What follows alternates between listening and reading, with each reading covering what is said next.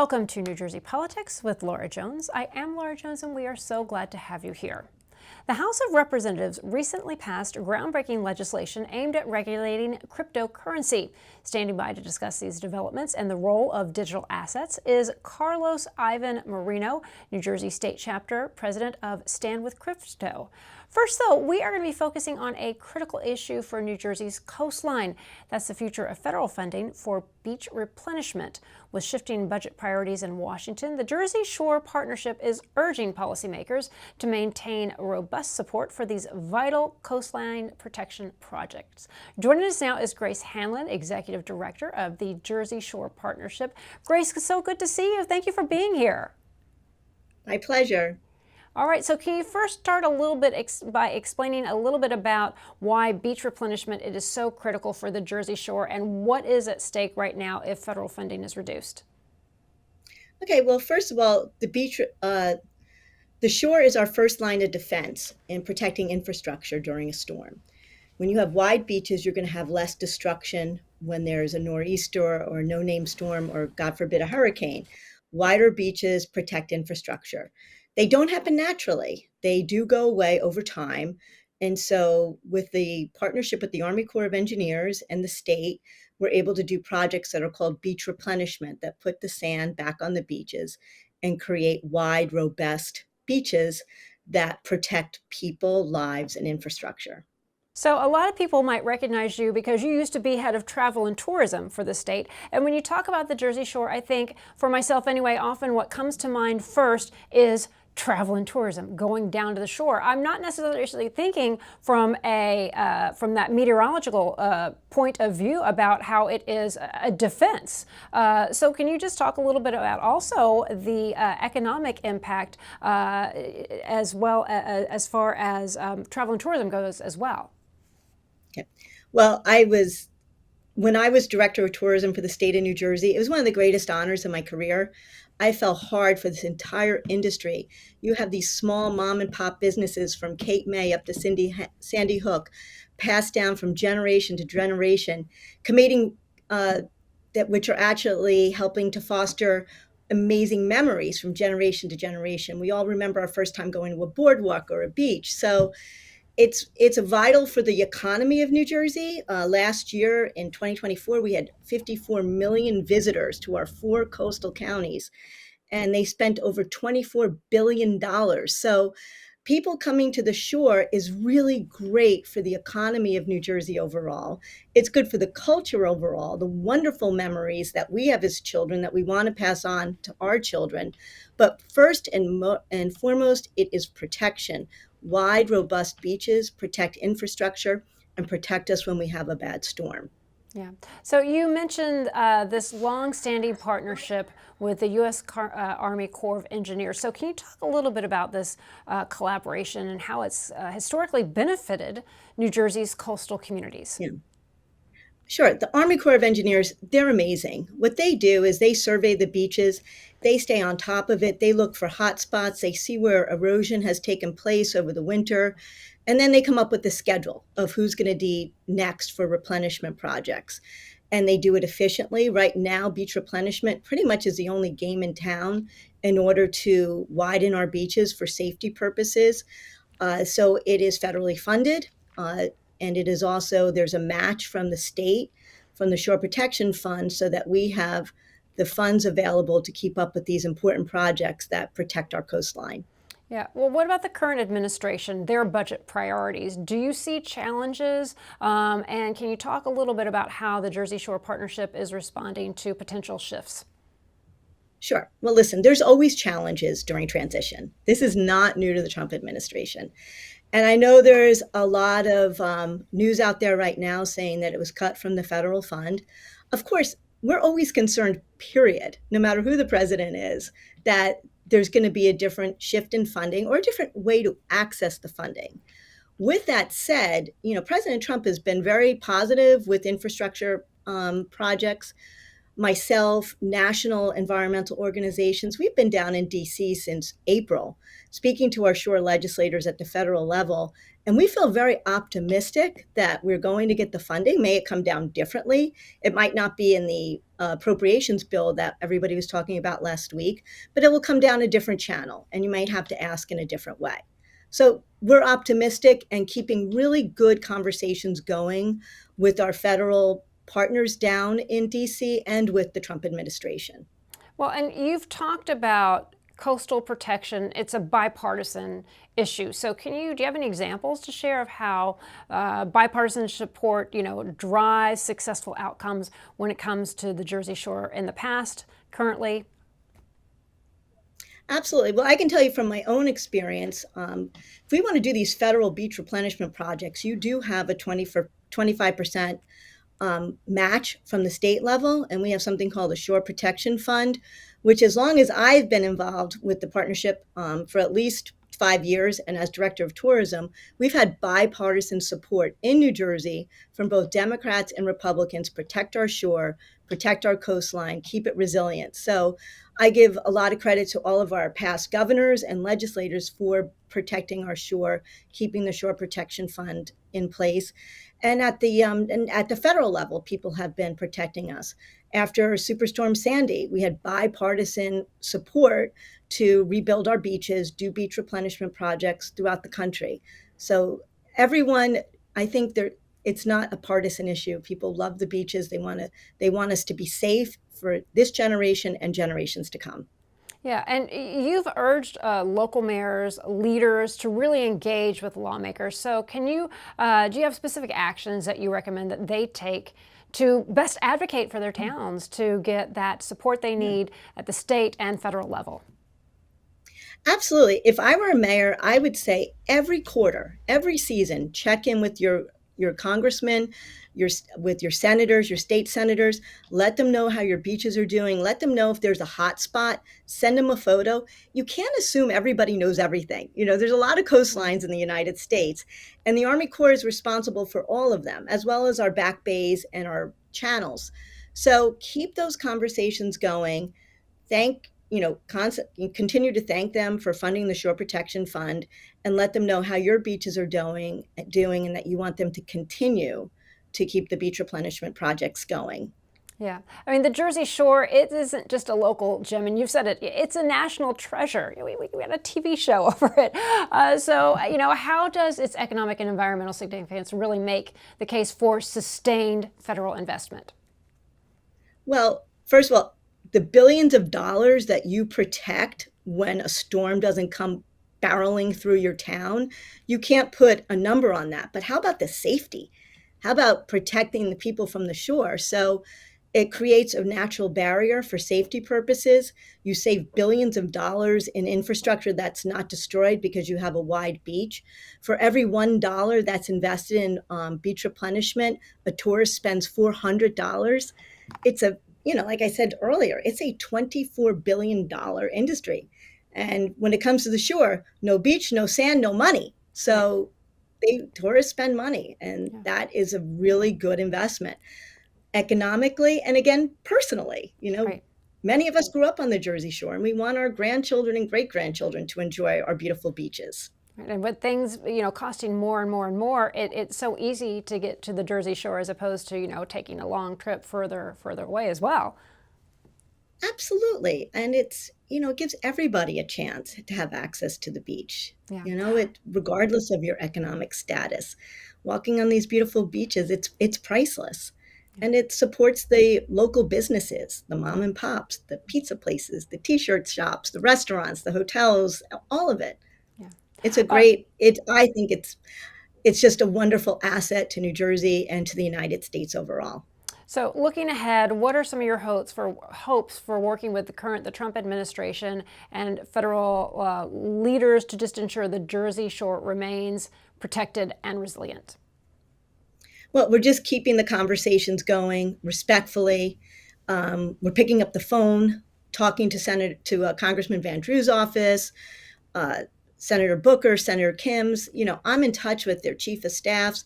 They're on it. This is a priority to them. And we're just going to keep the conversations going. Like I said earlier, we started this back in the spring down in DC with myself, with the Jersey Shore Partnership at the national level, with the American Shore and Beach Protection Association. We've been meeting with legislators, constantly talking to them, educating them on the importance of beach replenishment for protecting infrastructure and for the local economies and for the economy of the United States overall. Yeah, what's their response been? Great. I have got so many positive responses. I've yet to have a legislator tell me I am not going to support the Shore Protection Fund or beach replenishment. Yeah.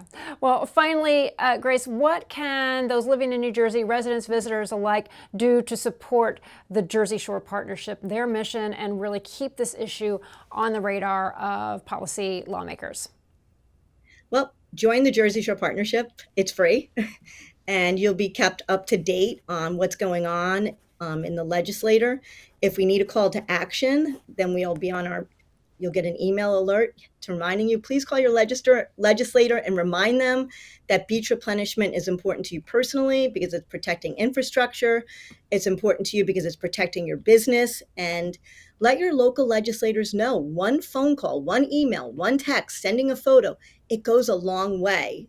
And the legislators will respond, but we need to know. They need to know that we're concerned and we need to keep front and center. And the bigger our organization is, the more supporters we have, the more clout we have when we go down to talk to the legislators. All right, Grace, thank you so much for taking the time to talk to us. We really appreciate talking with you and chatting with you and seeing you. My pleasure. Have a great summer. Be safe. You too. Thank you.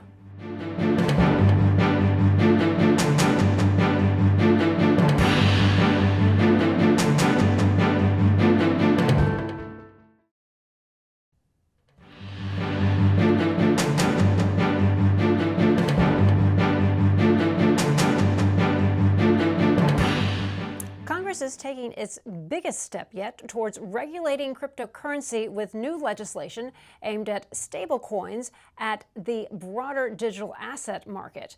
Joining me now to talk about what it all means is Carlos Ivan Merino, New Jersey State Chapter President of Stand with Crypto. Carlos, welcome. Good to see you. Thank you for bringing me on. Yeah. So this is called the Genesis Act, and it's being called a pivotal moment for the crypto industry. So for people who may not understand, can you explain a little bit about what this bill means and maybe even help define when you hear things like stable coins, why is this important and why is this such a critical step for digital assets? Sure. So the Genius Act, pretty much it brings like a legal framework around what's called stablecoins. Now, stablecoins are coins that are backed by the US dollar 1-to-1. So one stablecoin is $1 US. So because we're like putting like a framework around stablecoins, what's going to happen is that it's going to require stablecoin issuers to back their assets with treasuries and US dollars. And the Genius Act is going to generate increased demand for the US debt and cement the dollar's status as like a global reserve currency. So is it similar to the FDIC, how that protects money in a bank? Is that what Genesis kind of does when it comes to cryptocurrency? So what the Genius Act, what it will do is that it's just going to, not only will it help businesses, but it's also going to help consumers. So the legal framework that is being created is something that is definitely going to create a lot of businesses and jobs within the U.S. and just make growth of the U.S. dollar stronger. Okay. And there's something else called Clear Act. Am I correct? And that establishes, go ahead. It's called Clarity Act. Clarity Act. Yes. Yeah. And can you talk a little bit about the Clarity Act and how what does that do? It's a regulatory framework? Yes. So that's also a regulatory framework, but as opposed to focusing on stablecoins, what that's going to do is it's going to focus on like cryptocurrency tokens, similar to that of Bitcoin, Ethereum, and several other tokens that are out there. And what it's going to do, it's going to establish like a regulatory framework for the digital asset market, and it's going to direct like the SEC and the CFTC to implement legislation through the regulation. All right. So, but from your perspective at Stand with Crypto, can you talk a little bit about how the crypto industry's investment, you're spending a lot in advocacy, lobbying to really help educate and reach up perceptions to make sure that these bills can be legislative successfully. Can you talk a little bit about that? So the reason why we are really pushing for the Genius Act and also for the Clarity Act, and the good thing is that the Genius Act has been passed and signed by President Trump, but now we're looking at the Clarity Act.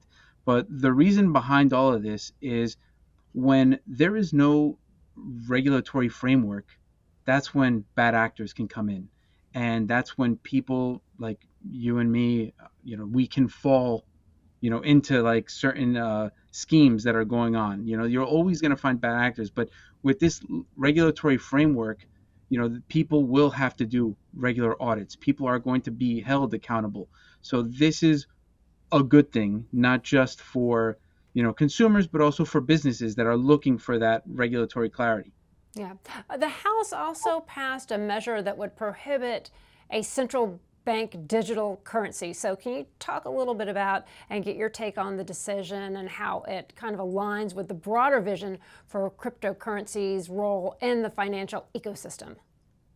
Yes. So with the central bank digital currency, what that's trying to do is like where instead of us trying to create our own monetary, like instead of us creating the dollar, what we're doing is we're relying on, companies that have already established, currencies like the stable coin, and we would focus on that as opposed to starting up our own. And behind that, there is a lot of, there will be audits, there will be, also that regulatory framework that we need. So that's something that we're more focused on instead of creating something. Okay.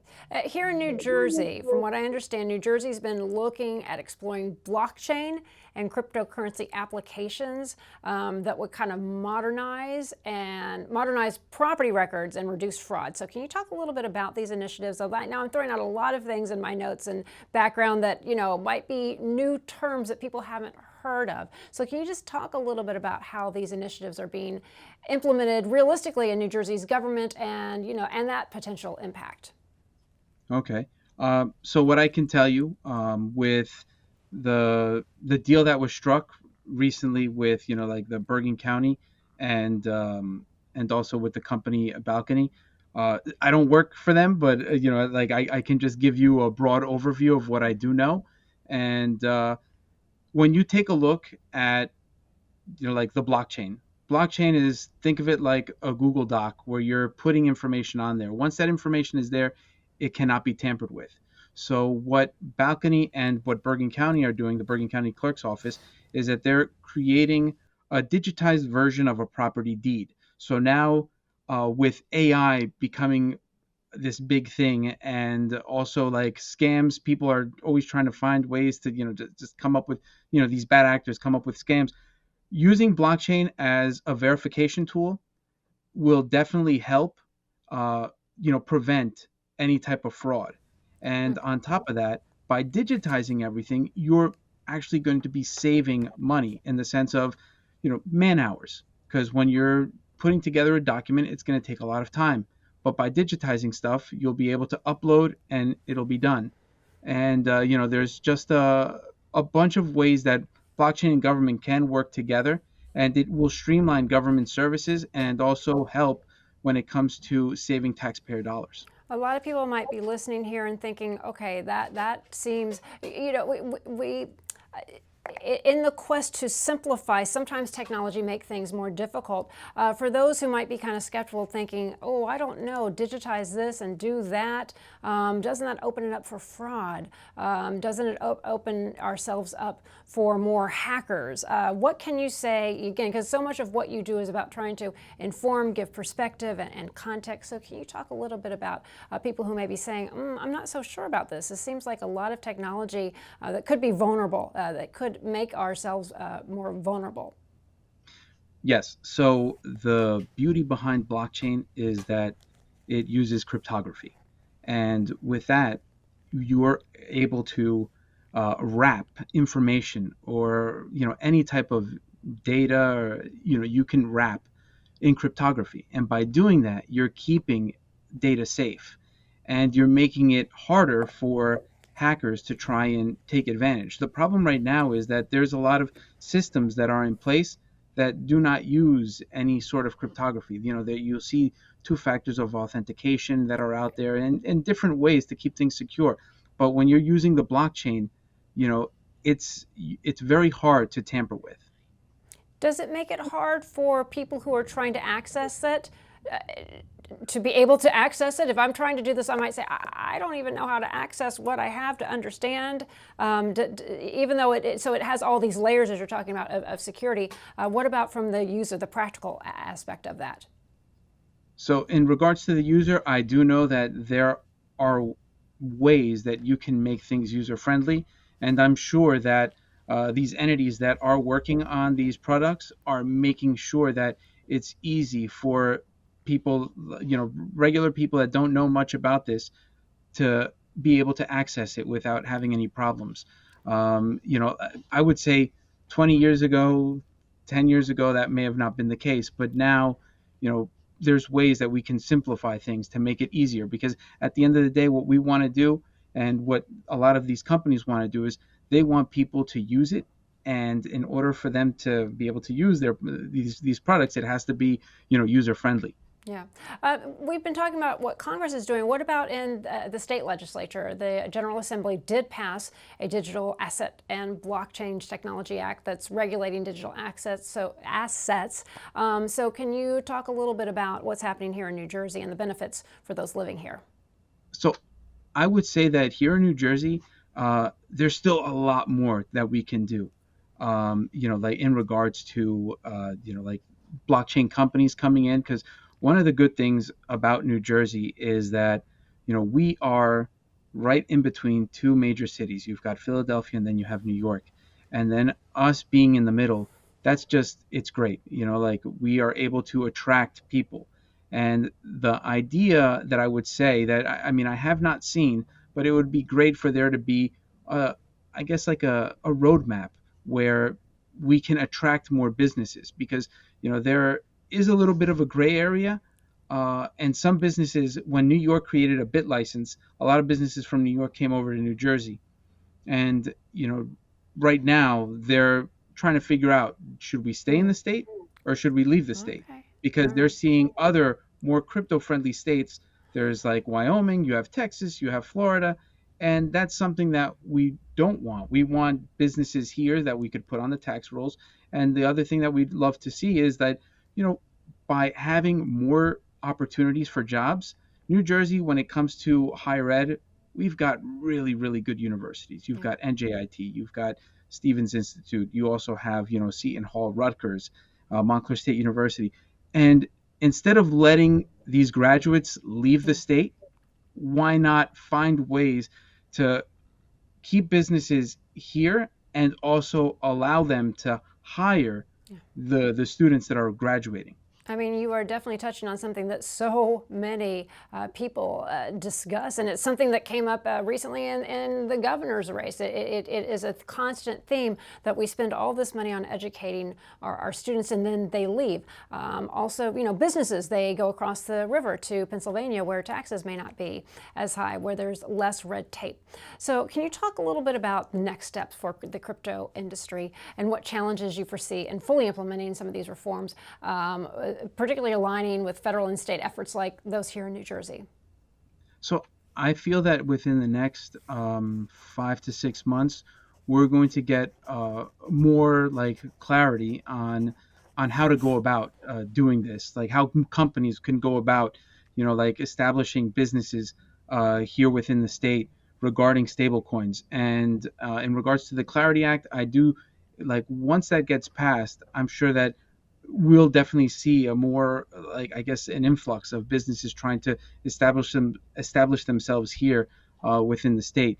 Because when I look at it in New Jersey, it has been working on its own, like trying to become industry friendly with blockchain. And I do see that it's just a matter of time before we'll see, New Jersey, I guess, try and do more for the industry. Well, Carlos, we thank you so much for taking the time to break down something that for me it seems overwhelming and intimidating, but we appreciate the time that you took to help put that in perspective and give a little bit more understanding for what is going on and how it benefits the state. Thank you.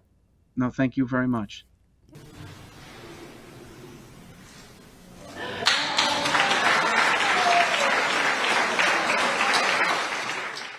Thank you so much for joining us to honor our dear friend, a trailblazer in literally every sense of the word, and the best partner in government I could ever ask for, former Lieutenant Governor and dear friend Sheila Y. Oliver.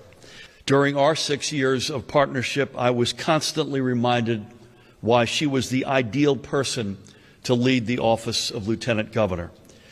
After all, as Tahisha and Kim will attest, the single most important responsibility for any lieutenant governor is being ready to step up and lead the state on a moment's notice as acting governor if called upon. And that was a test that each of these women passed with flying colors. And that'll do it for today. I'm Laura Jones. Thanks so much for watching New Jersey Politics. We look forward to seeing you back here next time.